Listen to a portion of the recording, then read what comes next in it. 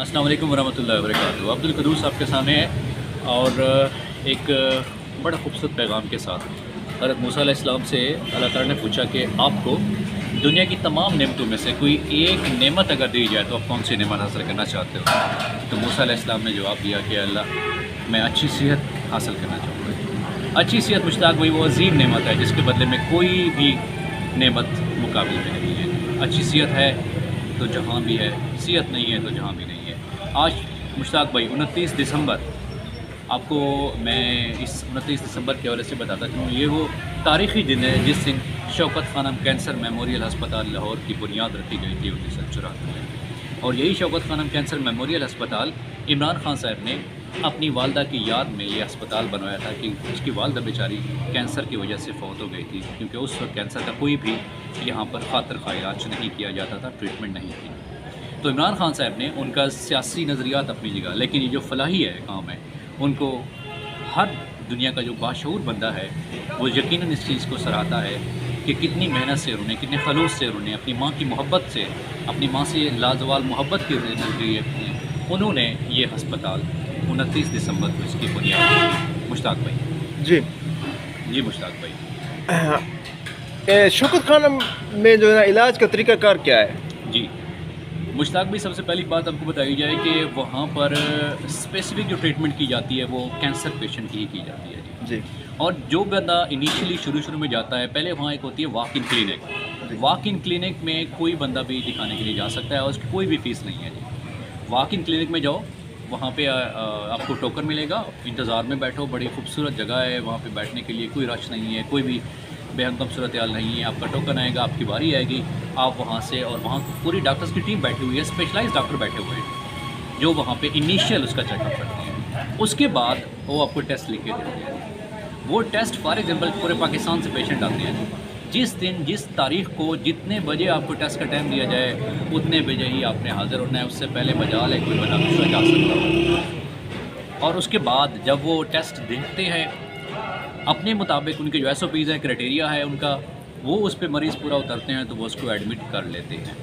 जी शुक्र। ये जो है ना डोनेशन पे चलता है शौकत खानम अस्पताल? बिल्कुल डोनेशन, ठीक है ना। इसकी डोनेट कैसे चलती, कैसे दी जाती है, क्या इसका तरीक़ाकार होता है? जब मेरा इलाज शुरू हुआ तो मुझे उन्होंने कहा जी डिस्ट्रिक्ट जो ज़कात कमेटी के चेयरमैन है उससे आप साइन करा के लेके आ सकते हो। मैंने कहा साइन करा के लेके आ सकते हैं, लेकिन मैं एक टीचर हूँ, मेरे वाले साहब रिटायर्ड टीचर है। उन्होंने कहा ये बिल्कुल ठीक है और आपका जो ट्रीटमेंट है फिर हम देखेंगे कि फुल्ली फंडेड है, आपको 80% हम फ्री करेंगे, 70% फ्री करेंगे, 60% फ्री करेंगे। वो जो ट्रीटमेंट है जब इनिशियल से, यानी आप जब एडमिशन लेने से पहले मुश्ताक भाई जी, आपके जितने टेस्ट होंगे उनके पैसे वो लेंगे। अच्छा, 15,000 है, 20,000, 30,000 है। जब आप दाखिल हो जाते हो जी, उसके बाद फिर वो देखते हैं, किसी का 100% फ्री इलाज करते हैं, किसी का 80% फ्री इलाज करते हैं, किसी का 60%। लेकिन मैं एक अपने हवाले से बात बताऊँ, अल्लाह ताला उनको जज़ाए खैर अता फरमाए शौकत मुश्ताक भाई जी, सबसे पहले इमरान खान साहब जी, कि जिन्होंने मतलब इतना जो सदका जारिया का ये काम किया। दूसरा वो लोग जो उसको सपोर्ट कर रहे हैं। वल्लाह आलम मुश्ताक भाई, मेरे 18,000 रुपये लगे टेस्ट में, और जब मेरा दाखिला हुआ तो उन्होंने कहा भाई अपना 18,000 भी वापस ले लो। सलाम उन मुखजरीन हज़रात को, सलाम ऐसी सोच को कि जो इस तरह का सदका जारी का काम कर रहे हैं। सुना है मरीज़ की जांच पड़ताल के लिए उनकी एक टीम उनके घर तक पहुंचती है? बिल्कुल है मुश्ताक भाई जी, घर तक भी पहुंचती है, उनके फिनंशियल चेक करने के लिए। उनका क्या क्राइटेरिया है, क्या सूरत हाल है वो नहीं पता, वो किस हवाले से जांच पड़ताल करते जी। हैं। लेकिन इतना बताऊं कि जिस पेशेंट को वो दाखिल कर लेते हैं ना, उसको वो ठीक करके रहते हैं। थोड़ा बहुत उसके बारे में, शौकत खानम के बारे में शक व शुबात हैं। कौन से? वो पहला इतराज़ ये है कि ये मरीज़ को लेते हैं, उसकी मैं क्राइटेरिया बताता हूँ। पहली बात है, अगर कैंसर इतना ज़्यादा फैल चुका हो, यानी कि स्टेज 4 पे हो और वो बॉडी पार्ट्स को अफेक्ट कर चुका हो, तो उस वक्त क्या करते हैं जी, उसको वो नहीं लेते। दूसरी बात, एज फैक्टर भी है।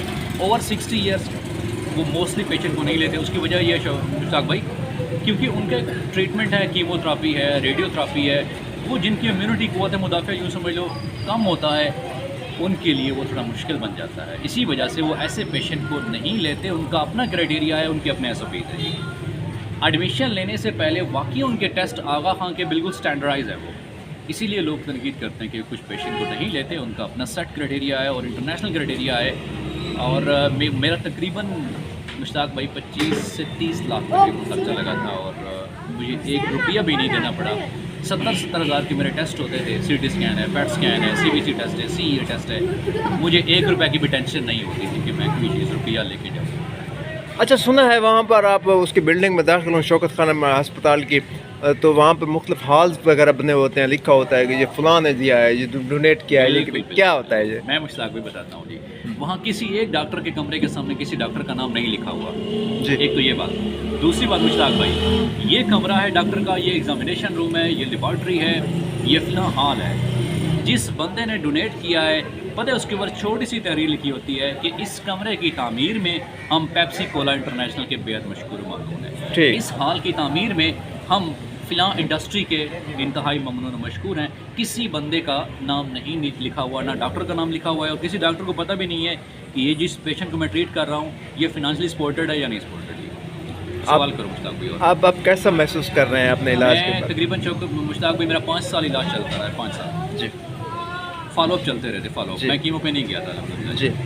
5 سال میں یقین کرو کہ مجھے ایک دفعہ بھی یہ مسئلہ نہیں آیا تھا کہ میرے پاس پیسوں کا مسئلہ ہوگا.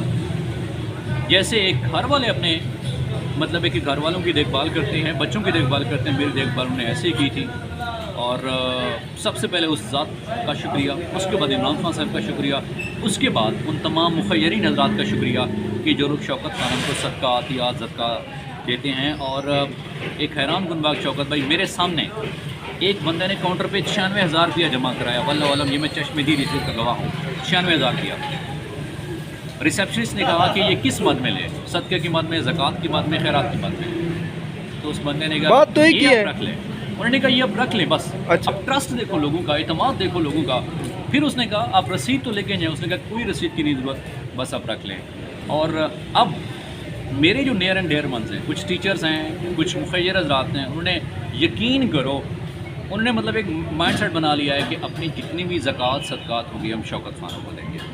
اور آپ کے توسط سے جو مخیر حضرات ہیں، میں ان کو بھی یہ پیغام دینا چاہتا ہوں کہ بالکل آپ کا پیسہ جو ہے مستحقین تک پہنچے گا، اور جو کینسر کے مستحق مریض ہیں انہی تک پہنچے گا ان کا علاج. سنا ہے اس کی برانچز ملک میں پھیل رہی ہیں. بالکل بالکل مشتاق بھائی. جی. سب سے پہلے مشتاق بھائی شوکت خانم لاہور بنا تھا. جی. اس کے بعد بنا تھا پشاور میں بنا تھا جی. جی. اس کی وجہ یہ ہے کہ ایک اور بات آپ کو، جس دن میرا آپریشن ہوا تھا نا، میں بھی جا رہا تھا آپریشن تھیٹر میں، میرے ساتھ ایک ایران کا بندہ تھا جی مشتاق بھائی. ٹھیک.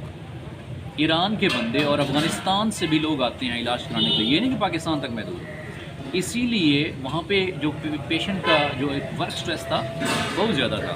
تو کیا کیا گیا جناب، وہاں پہ بھی برانچیں کھولی گئی شوکت خانم کی، اور اب کراچی میں بھی شوکت خانم بن رہا ہے. اس کی بڑی پاکستانی عوام کے نام کیا پیغام چھوڑیں گے؟ جی پاکستانی عوام کے نام یہ پیغام چھوڑنا چاہوں گا کہ تین پیغام ہے مشتاق بھائی. جی. پہلا پیغام یہ کہ اپنی صحت کا خیال کریں جی.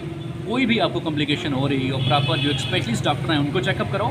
ملتان میں بھی ان کی کلینک ہوتی ہے، آپ لاہور میں بھی چیک اپ کرا سکتے ہو جی. سب سے پہلا کام اپنے میں حفاظت کرنی ہے، چیک کرانا ہے پراپر، اور اچھے مستند ڈاکٹر سے.